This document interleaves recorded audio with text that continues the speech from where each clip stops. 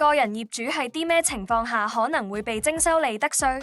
一般而言，個人業主係擁有並出租物業嘅情況下，係需要繳納物業稅，而係以下嘅一啲情況，個人業主可能仲會被徵收利得稅。一、擁有多個物業並聘請員工管理。如果業主擁有多個物業並僱用員工去管理呢啲物業，咁喺呢種情況下，業主嘅收入就會被視為營業收入。二、擁有特定類別嘅物業。如果業主擁有如餐廳、影院或舞廳等特殊類別嘅物業，其出租收入就可能會被視為營業收入，所以需要繳納利得稅。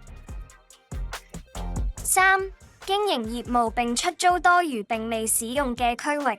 經營業務嘅業主如果係業務場所內有額外未使用嘅區域，並有出租出去嘅情況，呢啲收入都可能需要繳納利得稅。